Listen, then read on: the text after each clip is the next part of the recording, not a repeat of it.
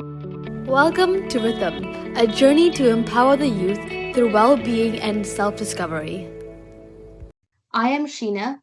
And I'm Pranav. And we are here with Swami Tadananda, President of Ramakrishna Vedanta Center, New Zealand. Namaste, Swamiji. How have you been? Namaste, Sheena. Namaste, Pranav. I'm good. Been a busy weekend.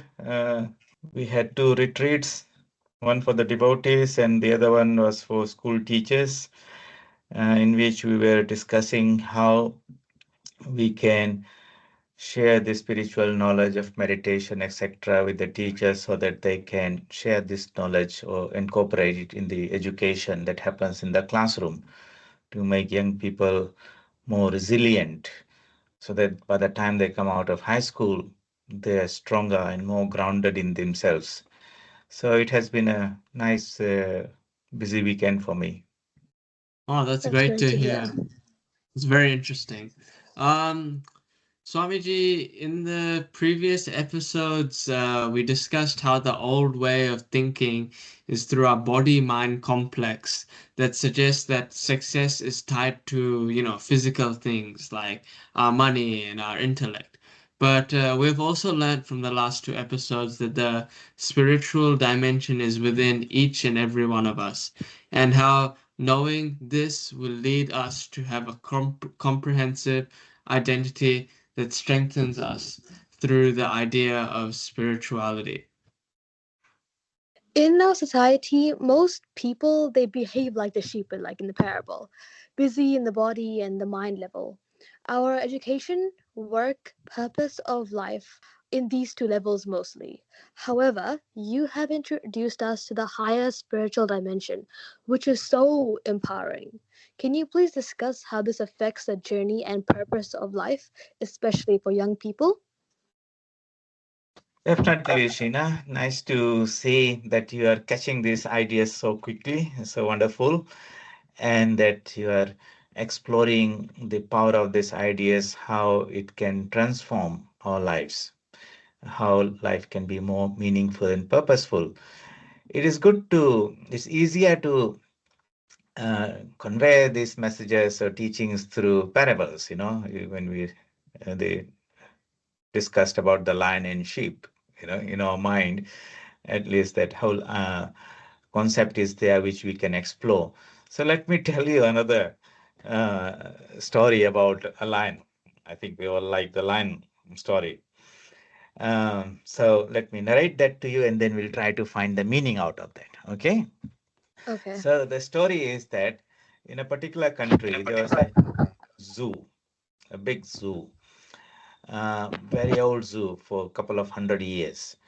And the interesting thing was that in this zoo, it was mostly populated with lions, lions that came from various parts of the world, lions that have been living there for a couple of generations there. The whole hundreds of them, thousands of them were there. So one day, and this whole zoo had a big, huge wall, big gate. One day, some people caught hold of a young lion from the jungles of Africa and transported him, in a truck, brought it to the gate, reversed the truck, opened the gate, and led the lion into the zoo. So now the story is the experiences of that particular lion. We call it the jungle lion. So he was totally at a loss, so not knowing where he is. He was a bit afraid what type of experiences he would have, where he was. And as he was thinking, he saw that approaching him were three or four lions who were coming to greet him or meet him or attack him. He was not very sure. They approached him and the first lion extended its paw and shook hands and says, "Welcome to Paradise Zoo. We are the reception committee here. We receive the newcomers and take them around. Please follow us." And the jungle lion was so relieved that these turned out to be friendly people, friendly lions in there. He said, "Okay, let's go." And so the story is that the reception committee are taking them around and showing them various things. The lion is seeing that everything is very neat and clean. So we're going past a so under tree There was an old lion sitting near the root, and there was a whole group of young cubs who were all seated in nice rows and listening with great attention to this old lion. And the jungle lion asked his uh, guides, "What is this?" And the guide said, "Oh, in our zoo, everything is very organized. This is our education system. Over generations, we have acquired so much knowledge, and in a systematic way, we transfer this to the young generation so that they can be trained and they become useful and contribute to the society." And the jungle lion was so amazed. He reflected in his old jungle. There's no such thing like that. You learned through experiences and hardships. He was amazed. This is so wonderful. And as they went further, every now and then they came across some big lions standing on the roadside here and there. He asked, "Who are these people?" "Oh, this is our police force. They make sure there's law and order here. You can't do anything and everything. Everyone's interest is to be protected." And the jungle lion thought, "Wow, this is so good. In our jungle, it is might is right. Here, everything seems to be so organized." They went a little further, and there was a valley. And on the two sides of the valley were the groups of lions who were shouting at each other and talking in loud voices. And there were some were jumping in the middle up and down. He asked, "What is this?" He said, "Oh, this is our parliament. Here we make rules, we make policies, we debate who will rule this country and how this zoo will be run." And the jungle lion reflected, "Wow, there's governance there. There is systematic way this society of lions is organized. Everything is so different from the jungle." And they went further. There was an open space, and there were a lot of lions running, jumping, leaping here and there. He asked, "What is this?" "Oh, this is our sports arena. Sports is very important. We participate in Olympics. This is where the best of our people train and all that." Everything was so fantastic to the jungle lion. He thought this is amazing and was deeply impressed by everything being so organized. There was education, there was law and order, there was governance, there was sports. They went a little further and saw some elderly lions were sitting under a tree, in a relaxed way. And he asked, "What are these?" "Oh, these are our elderly people. This is our retirement community. We take care of people and lions who have served throughout their lifetime." So the jungle lion was absolutely bamboozled and, greatly impressed.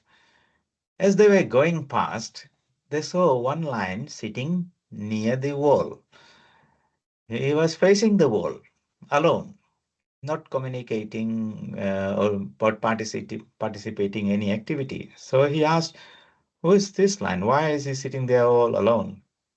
And his guide said, "Look, we do not know. He doesn't talk much to us. He doesn't get involved. But hey, look, if you are so interested, why don't you go and ask yourself?" This jungle lion, being new and very curious, he approached that lonely, solitary lion who was looking towards the wall and asked him, say, introduce himself. He says, "Say, I have just come into this beautiful zoo. Everything is so fascinating here. I see everyone is doing something, but I see that you are all sitting alone and quiet. I asked my guides about you. They could not explain to me why you are so alone and focused and looking towards the wall. So would you please explain to me what are you doing?"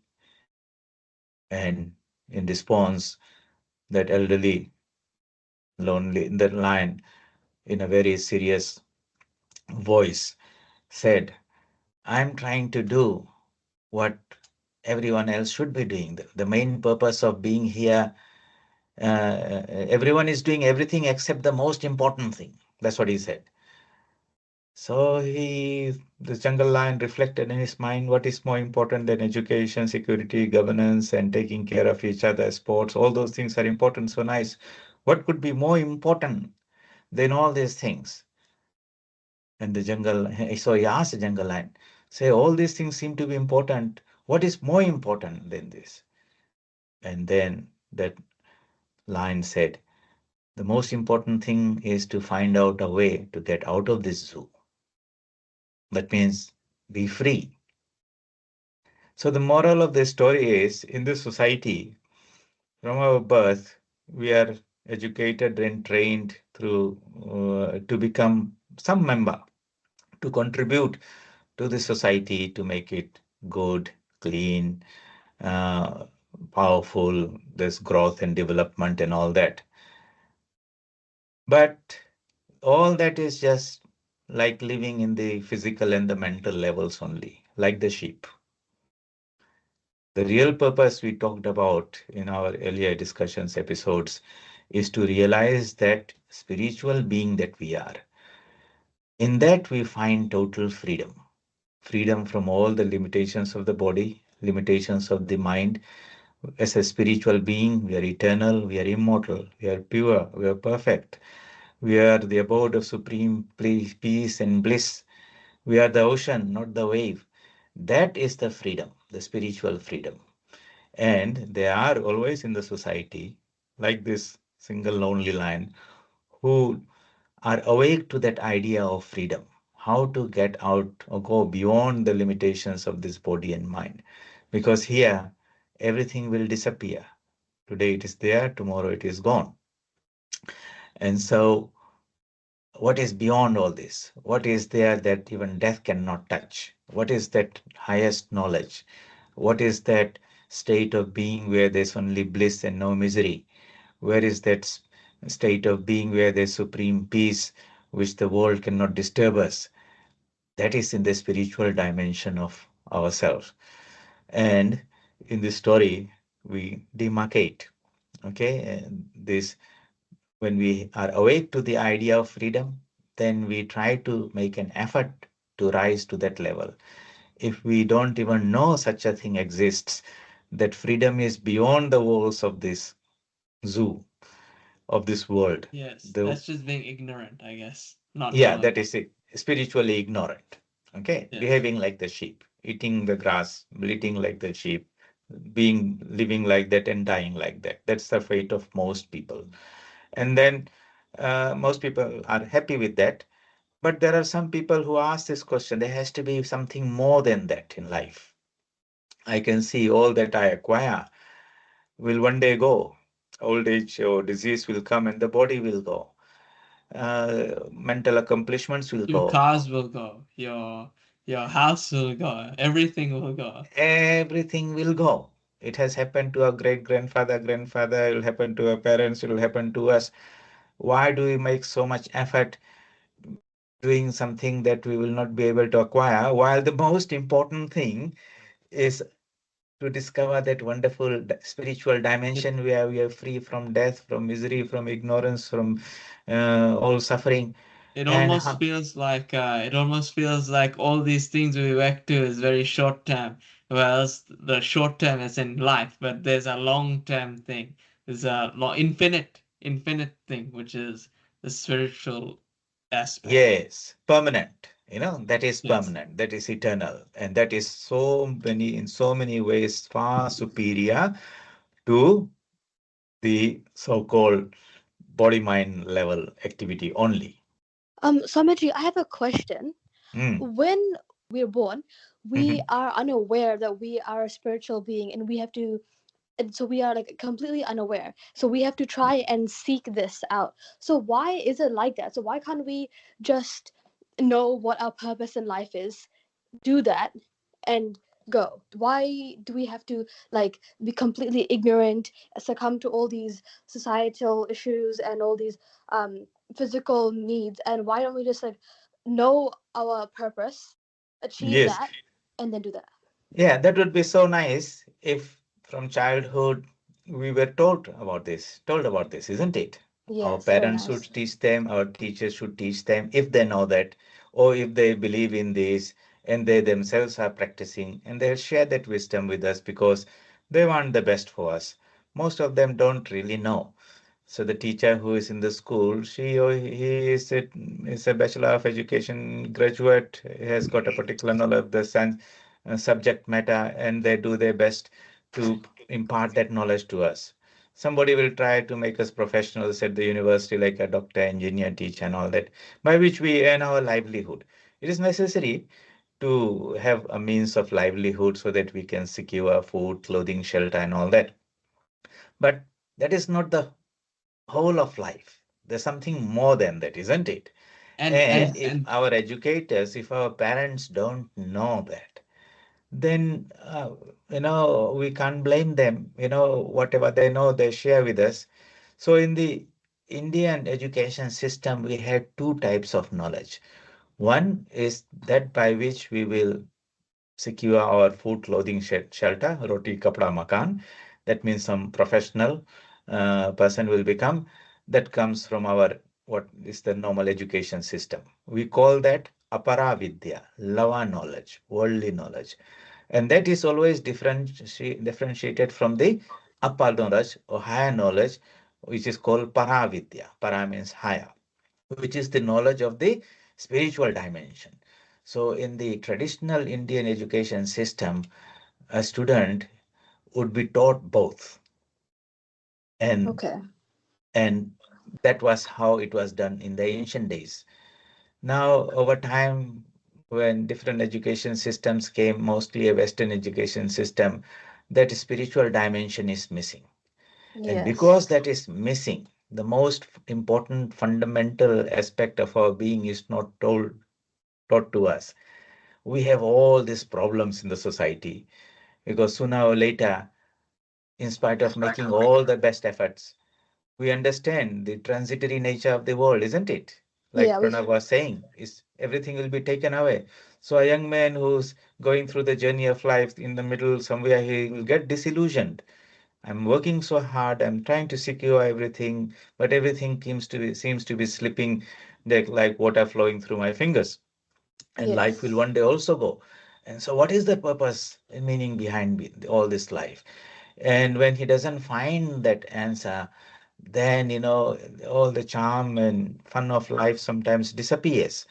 If that spiritual knowledge is not there, then life becomes empty and meaningless. And you'll find that emptiness and meaninglessness in the lives of many people. Sometimes it's diagnosed as a mental health issue, but really it is not depression, it is disillusionment with life. I can see I'm working so hard, but nothing is going to will go with me. Now, on the other hand, if the spiritual knowledge was given to us from childhood and we are told this world is a gymnasium where we come to do exercises, and the purpose is to become free. Free means to realize our spiritual nature, to realize we are the ocean and not the wave, to realize we are that powerful, wonderful lion and not the sheep. That knowledge is not given to us all the time. And the purpose of this podcast is to share that knowledge. It's there in our scriptures, but most of the time it is not available, accessible to people. We get caught in so much rituals and ceremonies and temples and worship and festivals like that. But the real message of our Gita and the Upanishads is about this spiritual dimension of who we are. So when that is given to us, or if we are a bit hungry for that knowledge, it will come to us. Then, like that old lion sitting quietly, he becomes serious about getting out of the zoo. All right. You lose a little bit of interest in all the activities that is going on there. You'll do the very minimum that is there for food, clothing, shelter, but a lot of your time and effort is now directed towards realizing this wonderful spiritual being that we are. So you'll see when you analyze around the world, you'll see there is this beautiful zoo in which we live.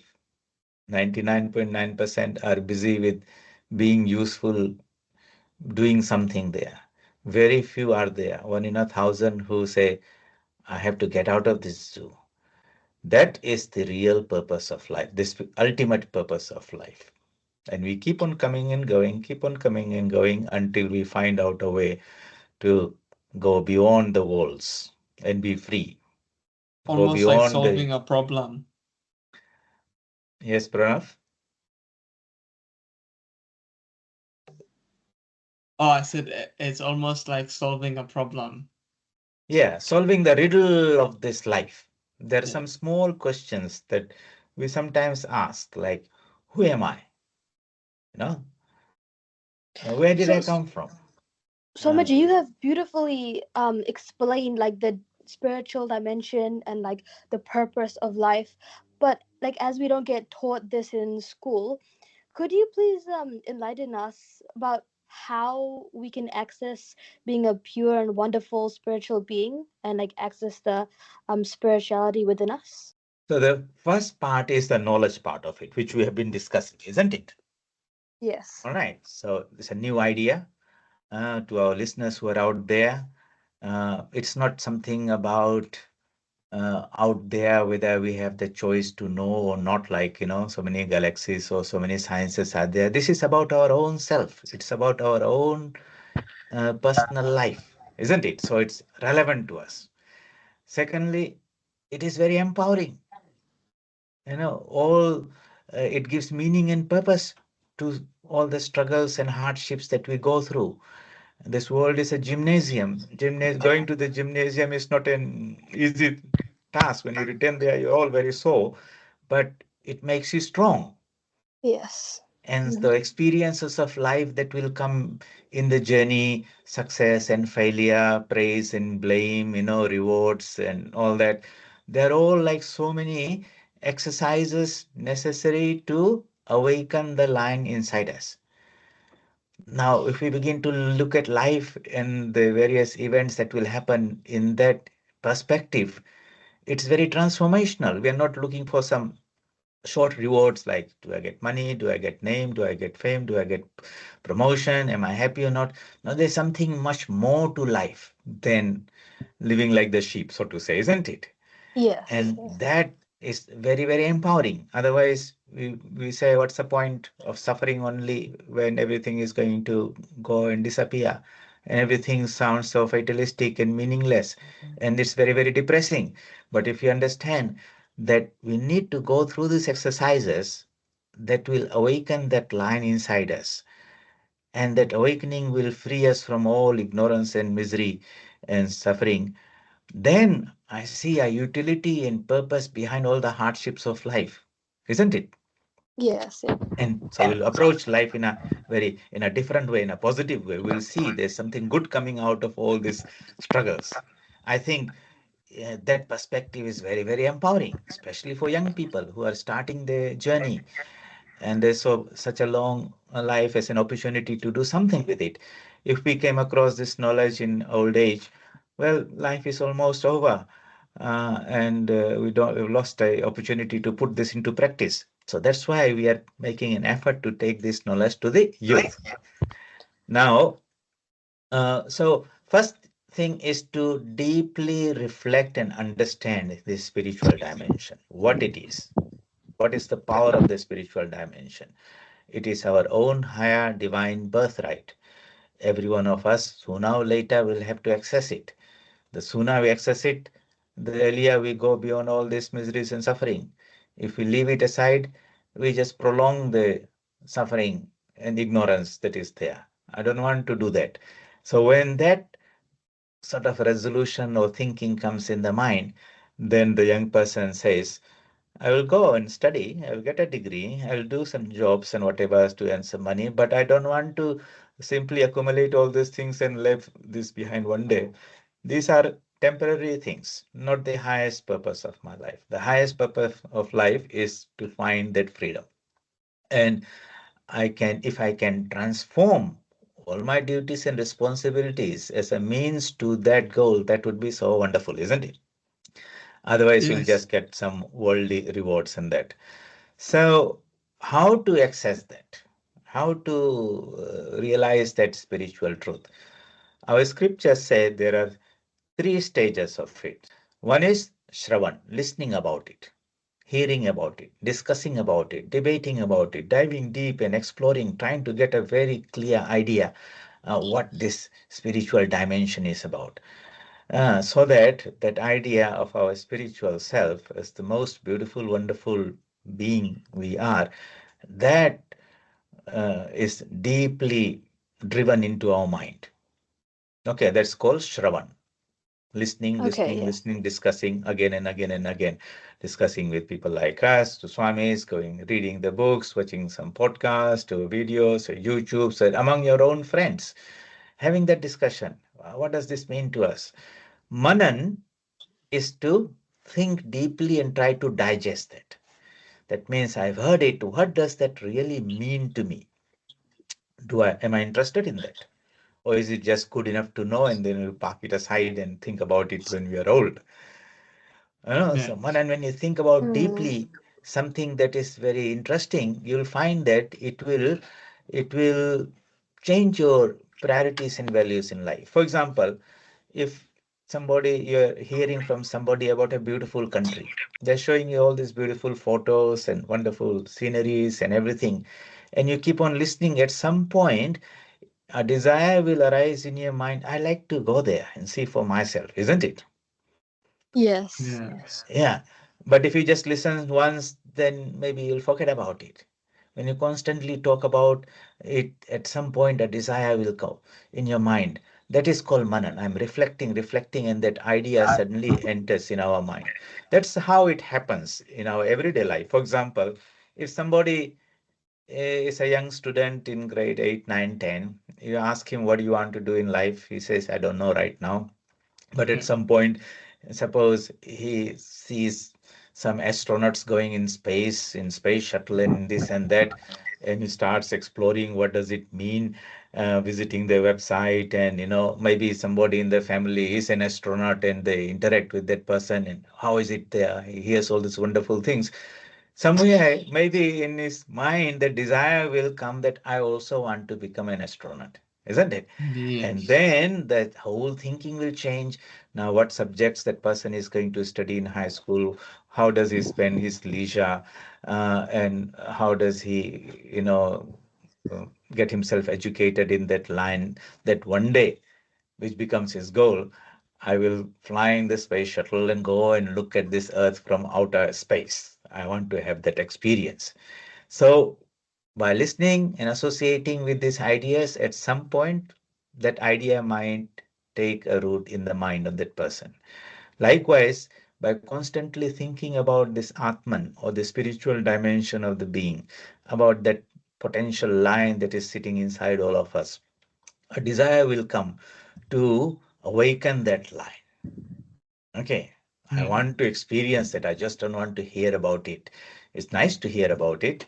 It's better than being told I'm useless, I'm miserable, I'm good for nothing. And now if somebody is telling me something wonderful about me, you are pure, you are perfect, death cannot touch you, we are eternal, we are immortal, we are the abode of strength and fearlessness. I'm the lion, not the sheep. Even intellectually, and hearing about this is so uplifting. Agreed? But words itself are not good enough. We want to have that experience. So Yeah. first is Shravan, listening, listening, listening, thinking, debating. Manan, I'm going to digest that. I'm going to make it part of my purpose of life. And when you want to actually take up that journey, that is called nididhyāsana, meditation.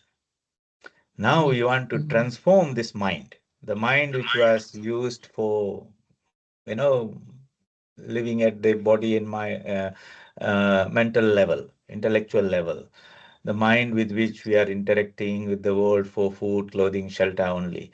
The same mind can be directed inwards to that spiritual dimension, and the mind becomes a wonderful tool to uplift us to that level. That is the process by which that is done is meditation. Meditation is a very ancient technique and science nurtured through thousands of years, where our Vedic teachers, the rishis, designed a process by which we can transform this mind into an instrument that can reveal to us our spiritual nature, our Atman nature. Wow, meditation seems really interesting. Yeah. Um, this would be something that I'm thinking of going over in our next episode. But in conclusion, I think Through today's episode, you've shown us through the story that there was this old lion who was being listened to by all the other lions, and how this is similar to the education system, which is very systematic and where like a single person has authority, just like a classroom and its teacher. We also discussed how the freedom is absent because there are police and rules and regulations that is different from from the lion who's free in the jungle and without rules and structure and regulations. Um, we also looked at this interesting lion who was lonely and who believed that actually the most important thing, rather than having all the structure and greatness, is actually how to get out of zoo and be free.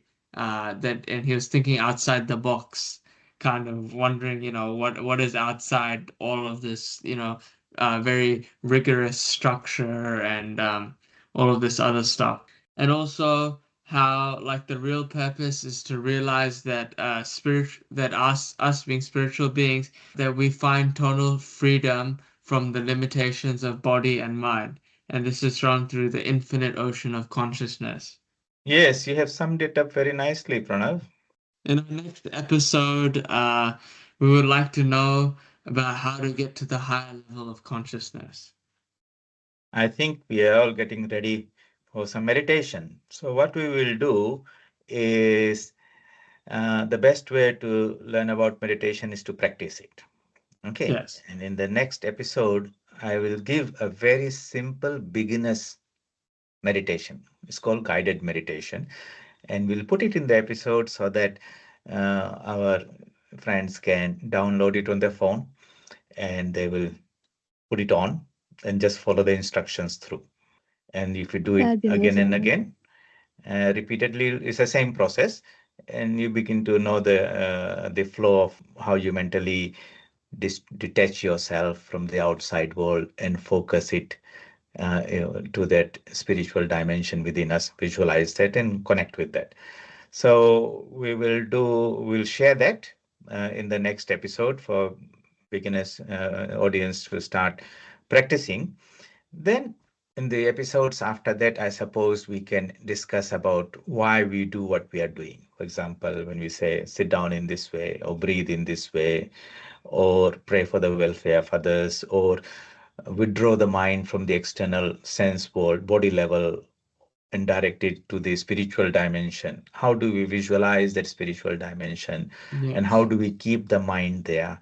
And what will happen if we do that? We will explore that in more detail. I think then people will understand what is meditation, what are the steps, and what we are trying to achieve in there. Does it sound like a plan? Yeah, I think it will be amazing for our listeners to learn more about meditation. Thank you, Yeah. Swamiji, for your time. And before we go, Pranav, I would also like to show that that mind that is developed through meditation is not only about the spiritual dimension, because that's the same mind we are going to utilize in our everyday life as a student, as a professional. But that mind becomes so transformed, so powerful, like a laser beam. It can cut through all ignorance and the quality of life, our everyday decision making, our center of gravity, where we are not overwhelmed by situations that are outside us. That what we call the resilience, how to build that resilience. We are all told how to become resilient, but here we are going to teach you the technique to build that resilience, how to develop that muscles, so to say, to make us so strong. That would be the reward for a student or any young person. It's not about just realizing the spiritual dimension. It is about putting that powerful mind back into this world and see how everything becomes so much easier, so much more fun. So that is the incentive for meditation. We'll show you give you the meditation techniques in the next episode. Okay. All right. Thank Thank you. you. Thank you, Swamiji. Yeah, we'll Thank meet in you. we'll share the meditation and then we'll discuss in the episodes after that. Have a Okay, nice day. bye.